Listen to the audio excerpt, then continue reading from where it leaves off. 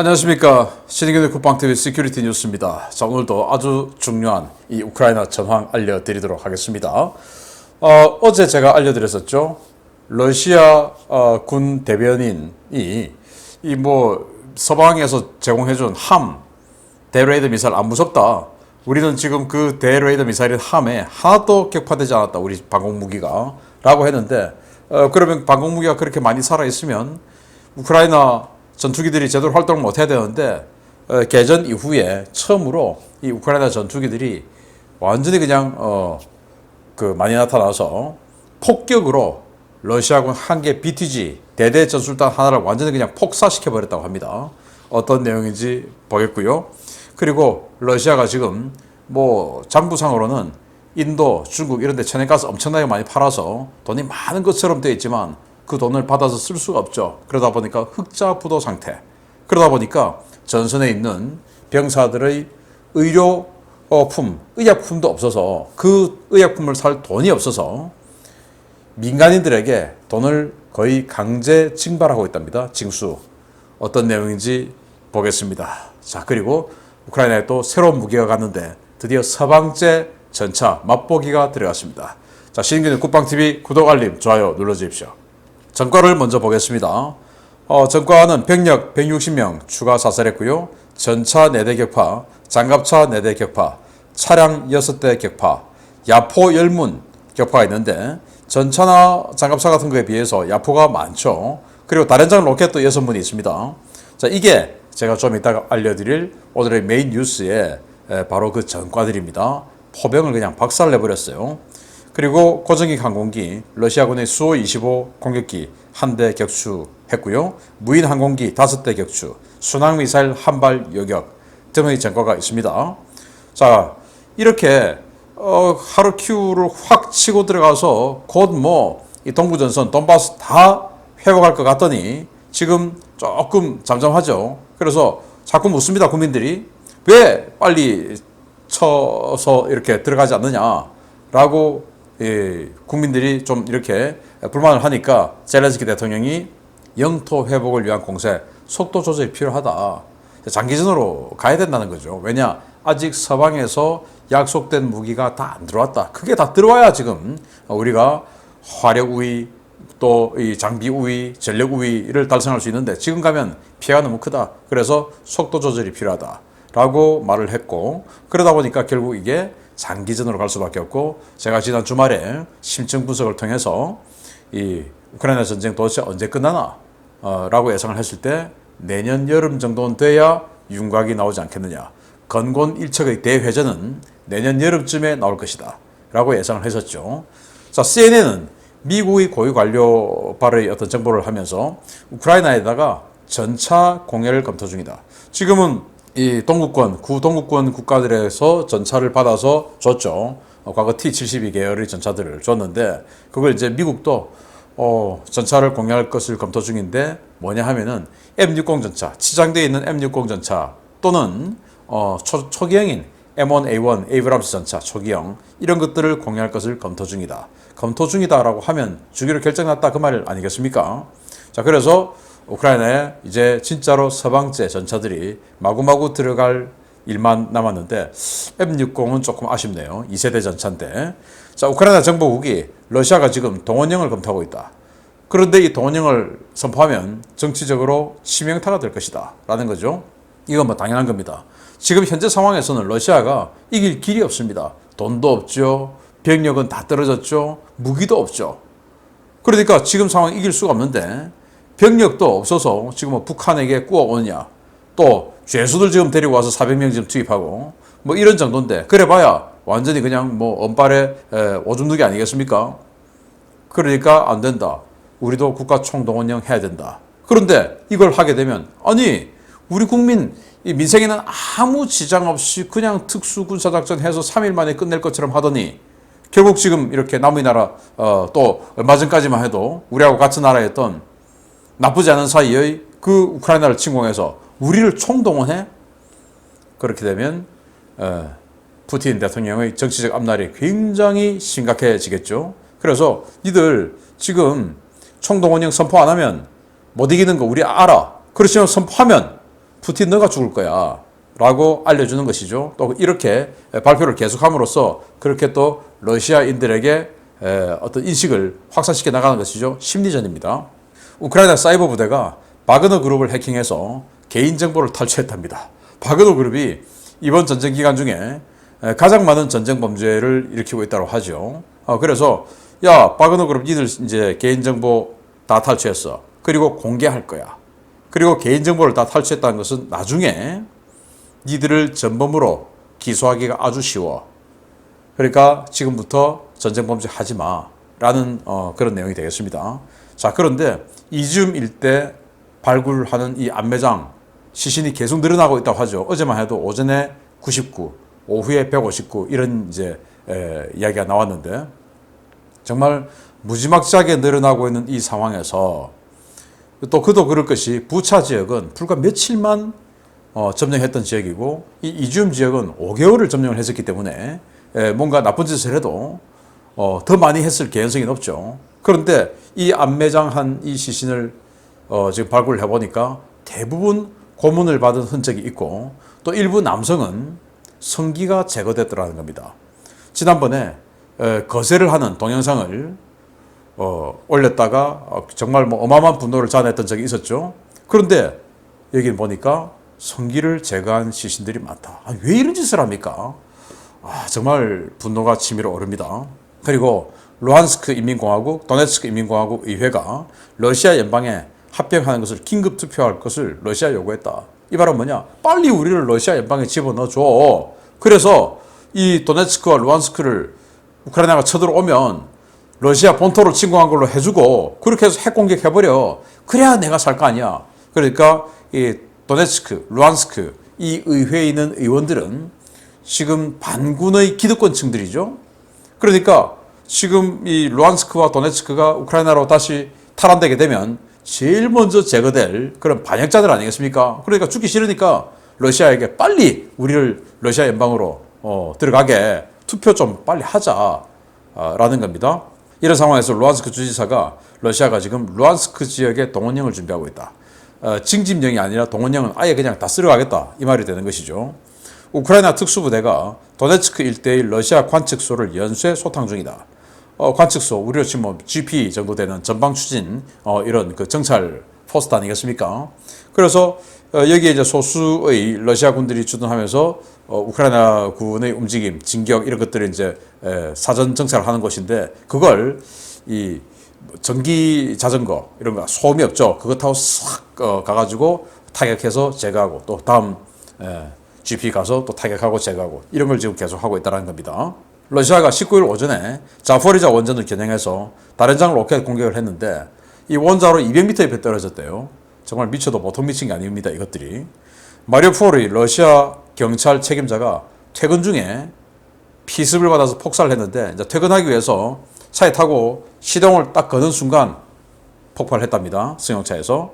자, 그래서 얼마 전에는 이 검찰총장이 죽더니 이번에는 경찰국장쯤 되겠죠. 마리우폴시 경찰국장 죽었다라는 겁니다. 그래서 이 파르티잔들이 굉장히 세게 활동하고 있다라는 거고 또 우크라이나는 노바카프카 인근에서 야물 틈타서 도주를 시도하던 러시아군의 바지선 여기다가 이제 장비 다 싣고 탄약 싣고 도망가려고 하다가 들켜서 이걸 이제 격침시켜 버렸다라는 겁니다.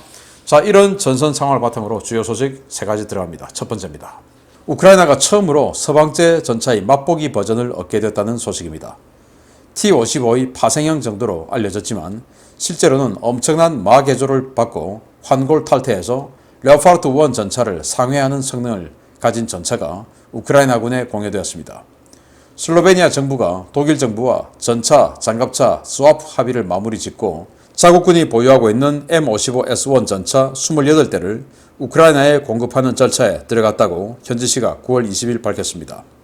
슬로베니아는 독일에서 40대의 중고 보병 전투장갑차를 공급받는 조건으로 28대의 M55S1 전차를 우크라이나군에 넘기기로 했는데요.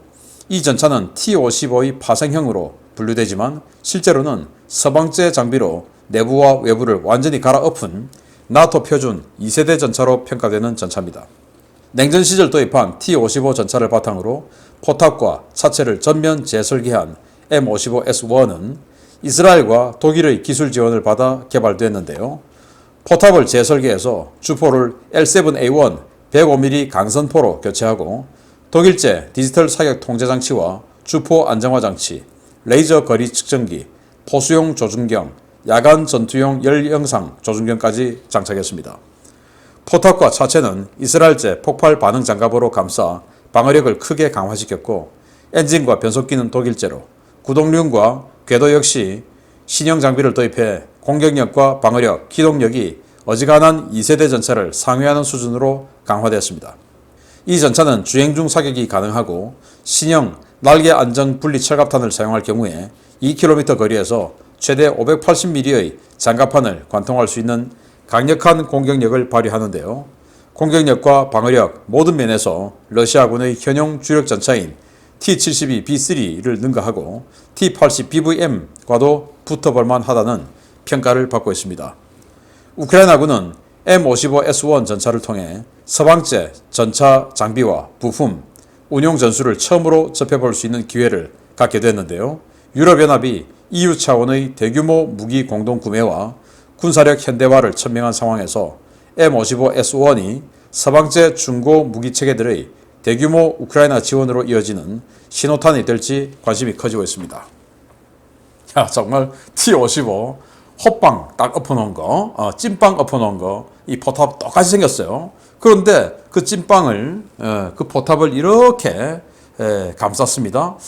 마치 스타워즈에 나오는 악역 나오는 그 사람의 투구처럼 이렇게 감쌌는데 이게 이스라엘제 폭발 반응 장갑이랍니다. 그래서 방어력이 꽤 뛰어나고 23mm까지도 두개 맞아도 폭발을 안 한다고 그래요. 그 정도로 이제 성능이 뛰어나다. 그리고 보시다시피 전면 장갑, 측면 장갑 전부 지금 업그레이드 되어 있고 포도 L7A1 이게 이제 우리나라 K1 전차의 105mm 강선포하고 혈통이 같은 거예요. 그러니까 똑같다고 보시면 됩니다.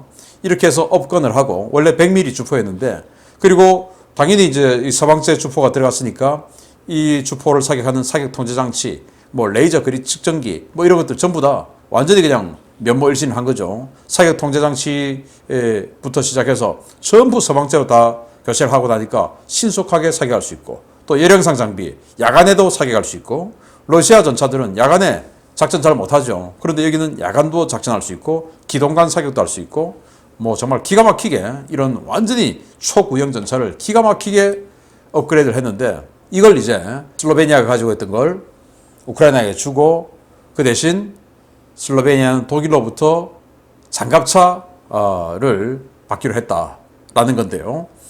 자, 이렇게 해서 우크라이나가 드디어 이제 T-72 계열이 아니고 또 T-64 계열이 아니고 이제 서방제 사격 통제 장치 등으로 한번 딱 해보면 이게 이렇게 좋구나 라는 걸 느낄 거예요. 그리고 이제 앞으로 아까 제가 전선 상황에서도 말씀드렸듯이 미국이 전차 공유하는 것을 검토 중이다. 검토 중이란 말은 결정났다 그 말이죠. 그래서 이제 서방제 전차들이 대거 들어오면 아마 아까 젤렌스키 대통령 말했던 것처럼 조금 한 템포 쉬었다가 그 무기 다 들어와서 밀어붙이는 이런 시기가 곧 올 것 같다라는 생각이 듭니다. 두 번째입니다. 공식적으로 러시아는 서방의 제재에도 불구하고 인도와 중국 등의 도움으로 상당한 재정 흑자를 기록하고 있습니다. 하지만 실제로는 장부에만 돈이 존재하는 흑자 부도 상태여서 전쟁을 수행할 자금이 오래전에 바닥났다는 분석들이 많았는데요. 그 말이 정말 사실인 것 같습니다.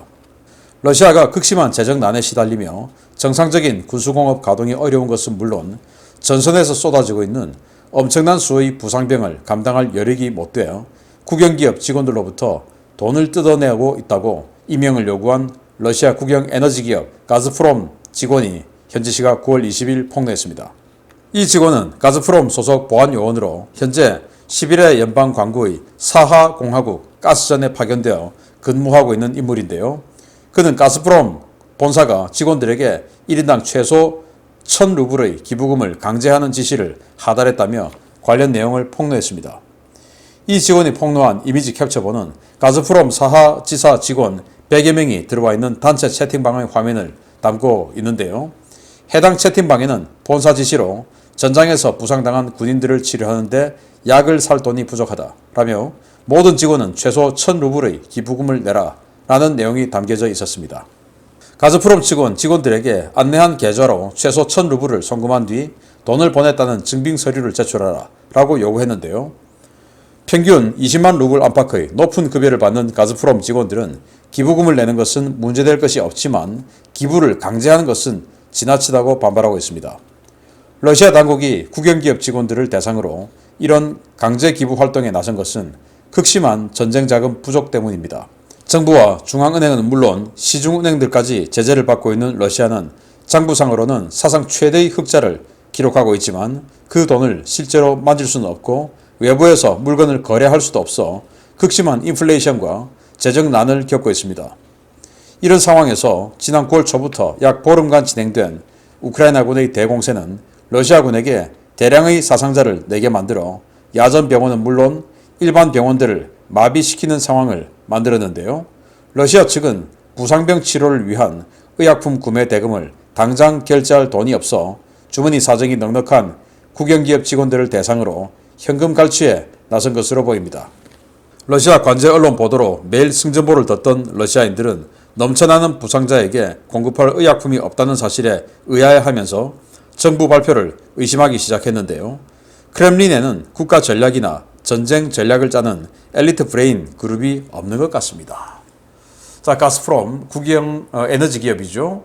사하공화국, 그러니까 바이칼호 북동쪽에 있는 타이가, 툰드라 지역의 아주 추운 곳에 있는 그런 곳인데 그쪽에 이런 천연가스나 석유 같은 것이 나나 봅니다. 거기에 파견되어 있는 지사의 직원의 단체 채팅방에 이런 이제 공지가 떴어요. 돈 내라 이겁니다. 1,000루블 내라 이건데 1,000루블이 우리 돈으로 하면 한 22,000원. 그런데 이 사람들 평균 월급이 우리 돈으로 한 450만 원 받는데 러시아인들의 평균 임금이 한 7만 루블, 우리 돈으로 한 150만 원 정도 된다고 해요. 그러니까 이 사람들은 평균 임금보다 한 3배 정도 받는 그런 사람들이니까 한 22,000원 내는 거는 큰 어려움은 아닌데 왜 강제하냐 이겁니다. 그런데 이 공지에서 보듯이 우리는 크게 한 두 가지를, 정말 중요한 두 가지를 유추해낼 수가 있는데 보겠습니다. 이 공지가 이걸 이제 영어로 해석했다가 다시 이제 한글로 해석하고 이렇게 했는데 뭐라고 해놨냐. 자, 안녕하세요 여러분. 친애하는 동료 여러분. 이번 특수군사작전 도중 우리 지사의 관할 지역인 극동군광구 소속의 많은 장병들이 크고 작은 부상을 입었다는 소식입니다. 이에 우리 지사는 하바롭스크에 있는 가즈프롬 소유 병원과 관할 군 병원에서 의약품 부족으로 고통받는 장병들을 위한 재정 지원을 해야 합니다. 왓츠앱을 통해 아래 번호로 최소 1,000루블의 금액을 이체하고 이체 정보 마지막 4자리 숫자와 이체자 성을 부서에 제출하세요. 앞으로 상부에서 얼마나 많은 사람이 물질적 지원을 제공하는데 적극적으로 참여했는지, 누가 이 요청을 무시했는지에 대한 보고서를 요구할 것이고 사후 평가가 있을 예정이므로 이 기부는 꼭 이루어져야 합니다. 자, 여기에서 우리는 중요한 두 가지를 유추해낼 수 있습니다. 자, 하바롭스크에 있는 가즈프롬 소유 병원 그리고 그 지역 관할 군 병원에서 의약품 부족으로 고통받고 있는 장병들을 위해서 지금 돈 내라 이 말이거든요. 자, 하바롭스크는 어디입니까? 바로 지금 이 연해주 있는 바로 이쪽 아니겠습니까? 블라디보스톡에서 얼마 떨어져 있지 않은 곳이에요. 그러면 우크라이나하고는 지구 반대편입니다. 우크라이나 전쟁에서 부상을 입은 사람들이, 그 부상병들이 그 인근의 병원을, 야전병원은 고사하고 그 인근의 병원에 분산 치료받는 것들을 넘어서서 완전히 지구 반대편에 있는 극동지역의 하바롭스크까지 와 있다. 그 정도로 지금 부상병이 많다라는 겁니다. 정말 놀랍지 않습니까? 하바롭스크, 바로 이 극동지역, 연해주, 여기까지 지금 부상병들이 수용되어 있다. 치료를 위해서 라는 것이고, 두 번째는 그 부상병들을 치료할 수 있는 의약품이 없다. 그런데 그 약품을 살 돈이 없다라는 겁니다. 정말 놀라운 것이죠. 우리나라 같으면 코로나 걸렸다고 가구당 얼마씩 주고 하는 그런 대한민국도 있는데, 여기는 1인당 국영기업 니들은 돈 많으니까 1인당 22,000원 내. 그게 최소 금액이야. 그리고 더 많이 내도 괜찮아. 그리고 자기가 돈 낸 거 증빙서류 제출해. 그 나중에 상부에서 평가할 거야. 인사고과에 반영할 거야. 이거 아니겠습니까? 정말 기가 차는데요. 이게 러시아의 현실이다. 그래서 관영 매체를 통해서 계속 우리 군은 승전하고 있어요. 라는 것만 보다가 지금 이런 상황 보니까 승전하는데 왜 이래 이거? 이런 생각이 들겠죠. 러시아 관영 매체가 하는 건 다 거짓말입니다. 그 관영 매체를 받아 쓰는 우리 대한민국 언론들 정말 한심하기 그지없죠. 기가 차는 상황.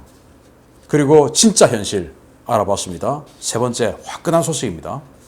우크라이나군의 대레이더 미사일은 전혀 위협이 안 되는 존재이며 전선의 러시아군은 강력한 다층 방공망의 보호를 받는다던 러시아군의 주장과 달리 러시아가 개전 이래 단일 공습에 의한 최대 피해를 입었다는 소식입니다.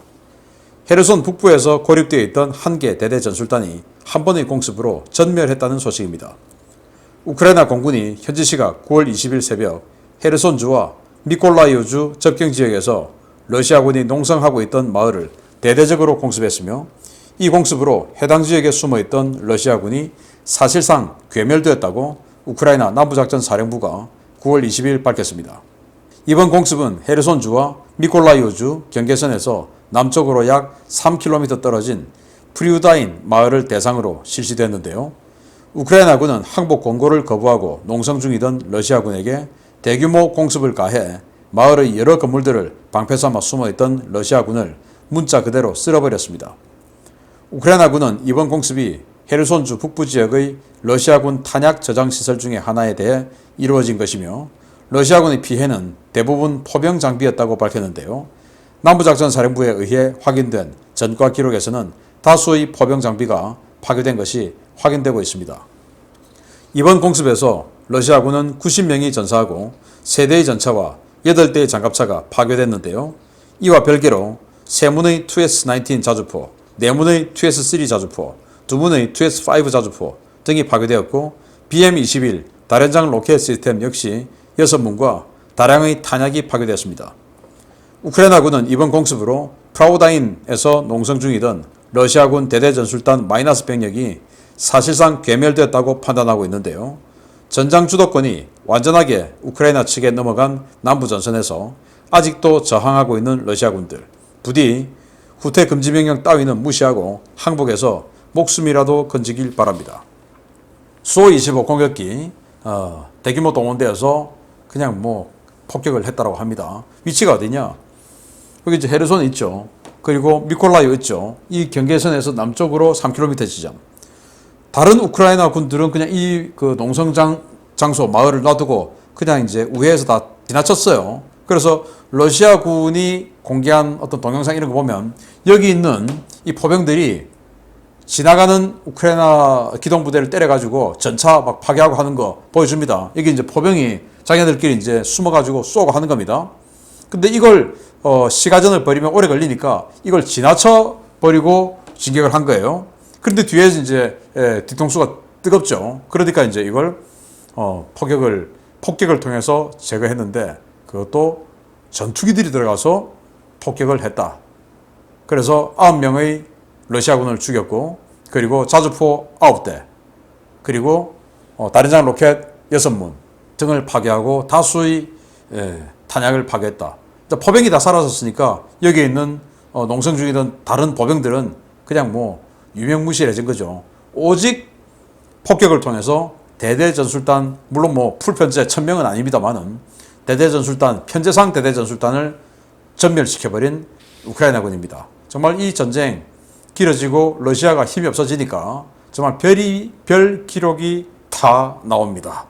이렇게 화끈하게 우크라이나군이 폭격으로 승리했다라는 소식 알려드렸습니다. 마치겠습니다. 감사합니다.